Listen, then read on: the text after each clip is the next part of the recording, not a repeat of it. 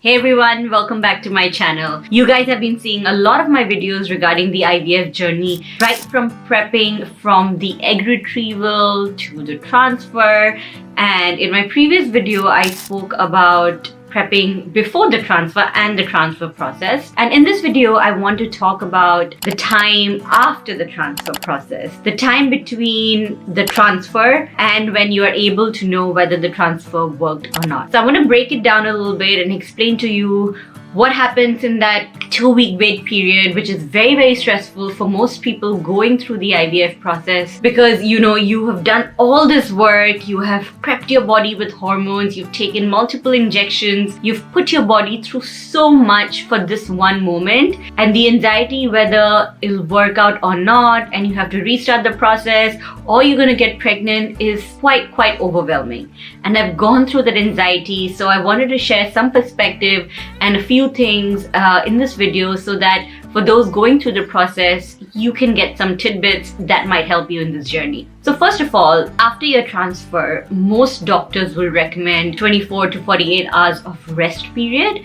It's not like you have to be in bed rest, but it's recommended that you take some rest because your body has just gone through a process, and it's always good to give your body some time to recover. So after transfer, 24 hours, I always, tell my friends going through that, just take it easy, just relax, watch some movies, eat some good food, just give your body the rest it needs. And most doctors will agree with it. Of course, it's a conversation you need to have with your doctor because life has a lot of things going on. People have to travel, have to go to work. So it's a conversation worth having with your doctor and kind of assessing how your next few days after the transfer will look like. In my case, I was recommended a 24 to 48 hours period, just taking it easy, resting it, and then going back to my daily work. And I did that, and I think by day 2, I was back on my feet. I was obviously not doing any heavy lifting or heavy exercises. I was still taking it easy, but I was still going by my day-to-day, doing my content, doing my work. The only thing is then the thought starts occurring to you, right?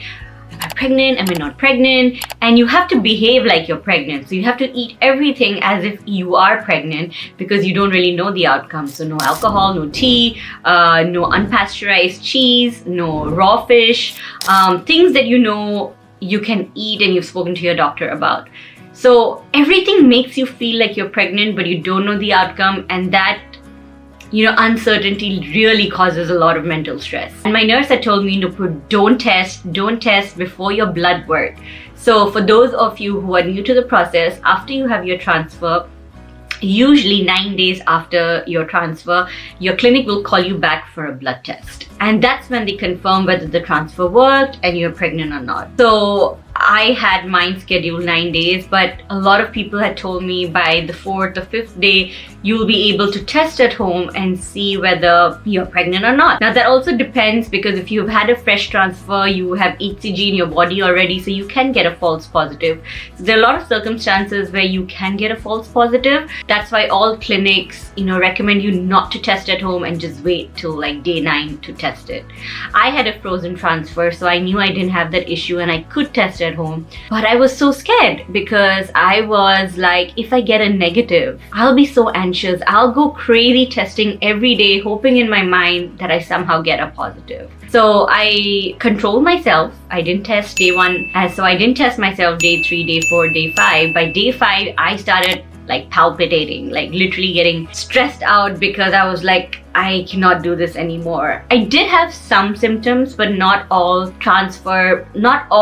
people post-transfer have any symptoms. I had very mild symptoms, almost missable. You can even account it for all the medication you're taking, which, just causes your hormones to be all over the place. But I did feel very heavy in my chest, so I wasn't sure whether it's because I was pregnant or it was the medication, but that's one thing I felt, and I knew it felt a little different. But again, like I said, it's something that you have to just hang in there. And I remember my doctor telling me to just distract myself, meet people, do things, engage myself so that I'm not constantly thinking whether I'm pregnant or not. I did succumb, which I do not recommend to anybody. I succumbed and I tested myself on day 6 in the morning and had a very missable faint line. So at that point, obviously, I'm getting very stressed out because I think the transfer hasn't worked, because by day 6 a lot of people get a positive. And then again I tested in the evening, and that's when the line got a little darker. But again, this is something I personally do not recommend. It's something I did in my first time, and if I ever go through a transfer again, I'm going to try not to do it, because mentally it's really difficult. You can get false positives. You may be pregnant, but you may not get a dark line, or you may get a positive but you're not pregnant. You can have a chemical pregnancy. It can be so many variables that easier said than done. I would say wait for day 9, if at all. Test around day 8 or day 7 before your appointment, so you have some sense of what to expect. In general, I need to know everything beforehand, so I ended up testing myself. So that is the testing part of the IVF transfer process. Few other things that you can do after the transfer to ensure that the process is a little seamless. One, continue your medication, your prenatals, thyroid, estrase, progesterone, whatever medications you're in.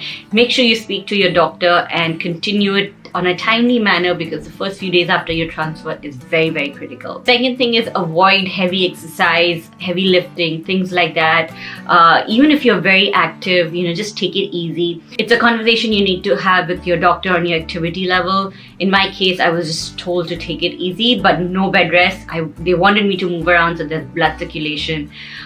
So that was where I was at. The third thing is to keep yourself busy, distracted, meet people, so you're not constantly thinking about what the outcome of the transfer is. The fourth thing is eating as if you're pregnant, because you don't know and you could be pregnant, so it's always safer for your body to follow the pregnancy diet. The next one is an old wives' tale, but a lot of people I read online after the transfer eat French fries.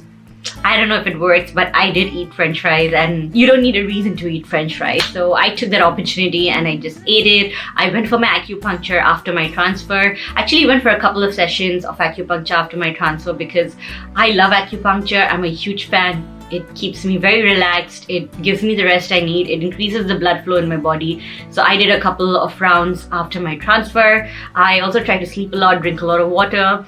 And I think these were a couple of things that I did after my transfer to survive the period till the day of the test. And of course, I tested myself, and of course, I went to the clinic after day 9 and it was a positive test. And then they'll do a couple of HCG blood tests to make sure your HCG is doubling, because it's not just about getting pregnant, it's about sustaining the pregnancy.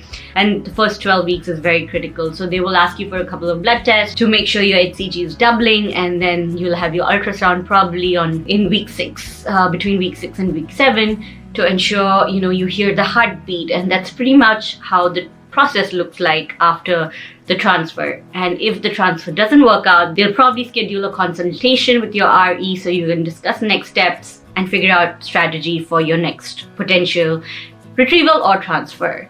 The one thing I do want to share is you could have had the perfect IVF cycle, perfectly genetically tested eggs, embryos, but transfer is a scientific process, but it's also a lot of luck, and it's a lot of things that happen in your body, right? So your body has to be receptive towards the embryo, your uterus, your ovaries, everything have to be in an optimal environment. Sometimes things like cysts, fibroids, polyps, they sometimes don't go detected, and they can cause the embryo transfer to fail. There are a lot of factors, and sometimes it's just luck. Sometimes it's just bad luck, and you could have everything perfect and it doesn't work out. And the one thing I want to convey through this video to every woman who's going through IVF is that it's not you. There is nothing to do with you, and we often go through that whole self-blame. Did I do anything? Did I exert myself too much? Did I miss my medication? Did I do this? Did I do that? There are like multiple questions that go into your head when a transfer doesn't work. And I just want to tell all that women, it's not you. There are various variables in this process, and the one person you need to trust is your doctor. So if a transfer doesn't work, don't blame yourself. Go take some time off, go on a holiday, come back, re-strategize with your doctor and see what the next steps are. Usually, if one transfer fails, your doctor will try for another one if all your embryos are genetically okay. If not, then they'll probably, do different tests, like they'll check your uterus, they'll check your lining, they'll check for cysts, they'll probably do hysteroscopy to see that everything is okay in that area. So there are multiple tests that can happen if a transfer fails.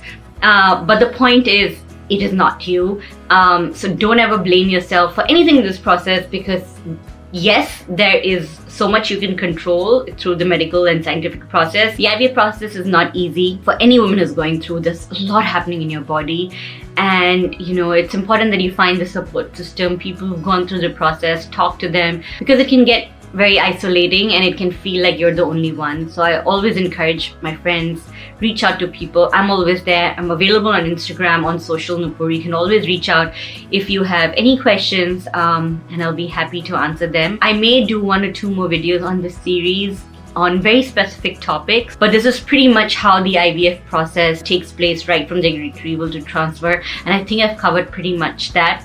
And I hope to all those people going through this process, it was helpful for you, and I will see you in my next video. I do want to cover a bit more on motherhood in my next few videos, so I hope those are useful as well. But I will see you next time. Till then, lots of love.